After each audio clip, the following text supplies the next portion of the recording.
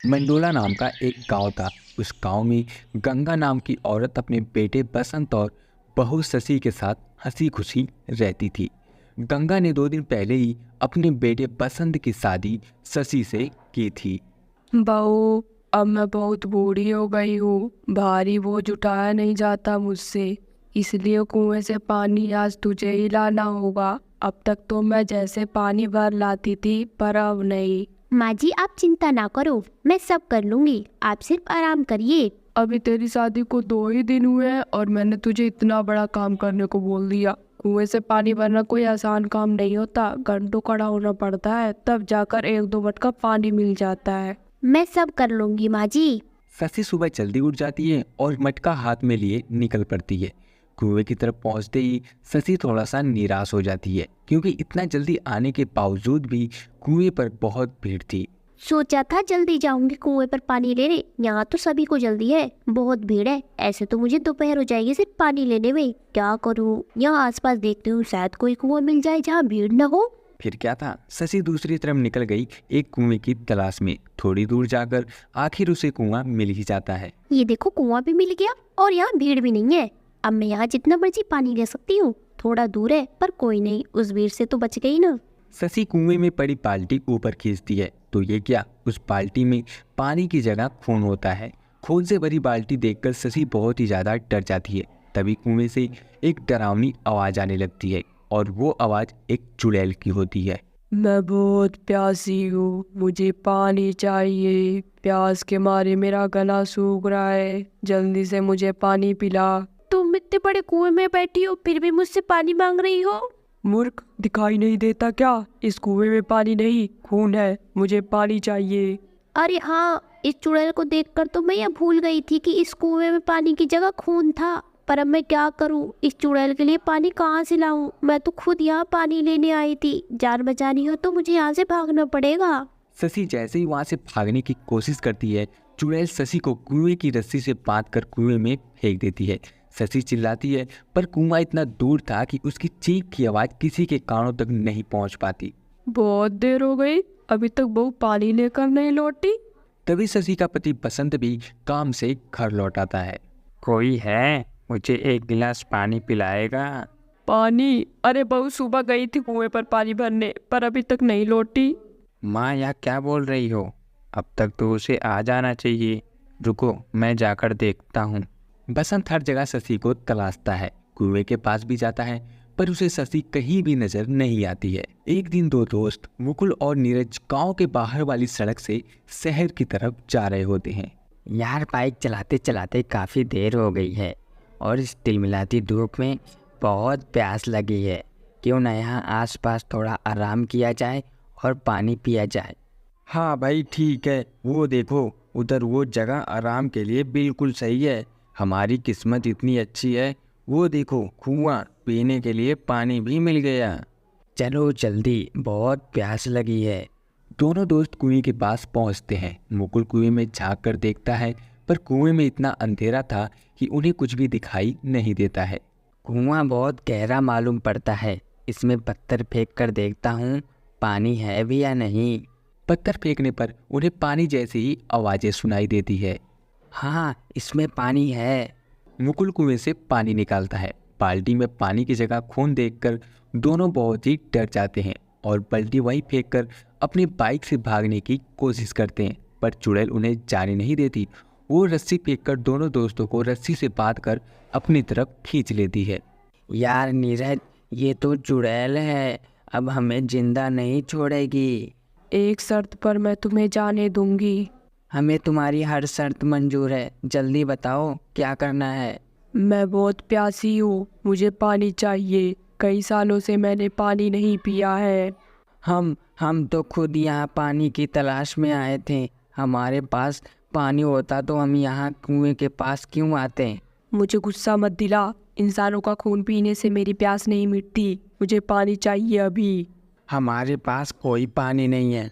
अगर तुम हमें छोड़ दोगी तो हम अभी तुम्हारे लिए ढेर सारा पानी लेके आएंगे।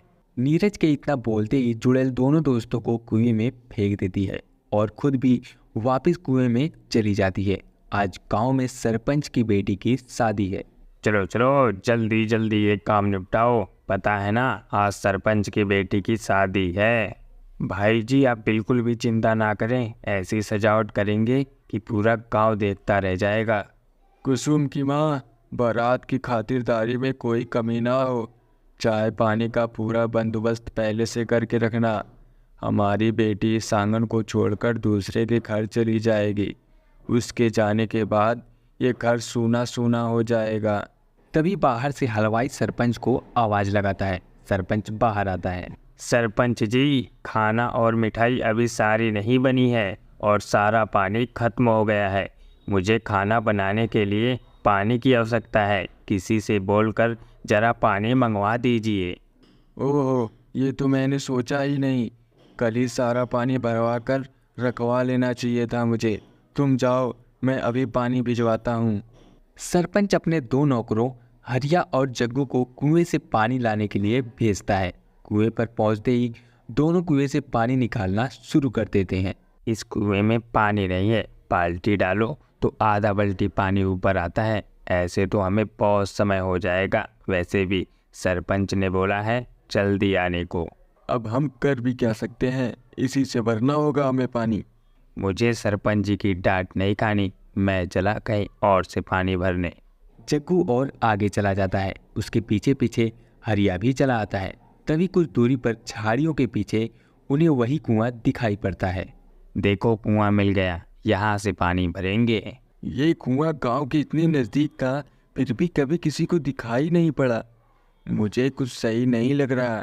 रुको जग्गू, वहाँ मत जाओ, ये जगह ठीक नहीं लग रही है।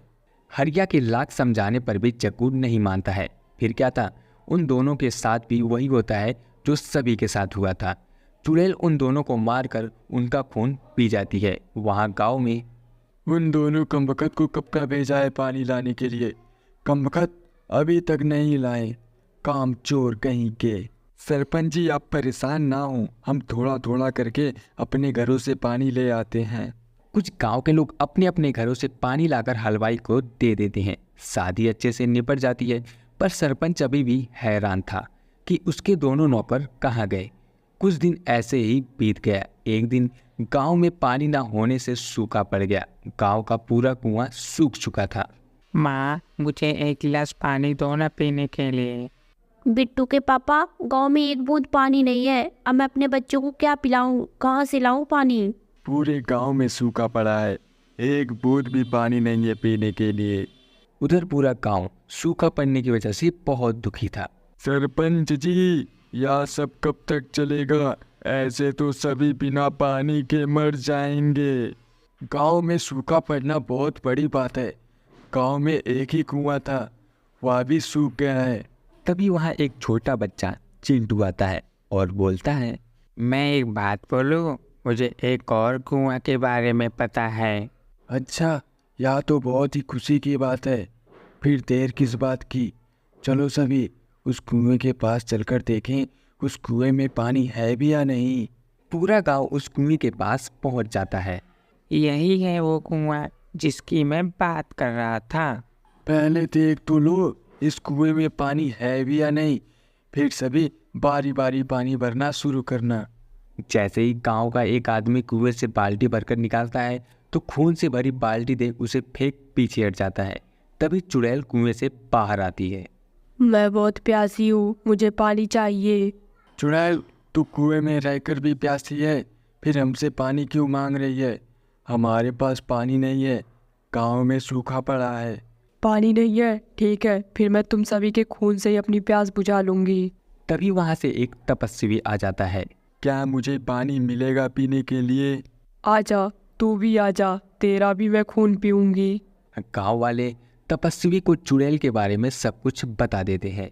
तूने अपनी प्यास बुझाने के लिए कितने लोगों को मार डाला है, इसका दंड मैं तुझे जरूर दूंगा।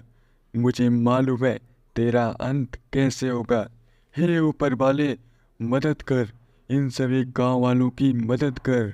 तभी बादलों में जोर जोर से गड़गड़ाहट होती है और बारिश होने लगती है।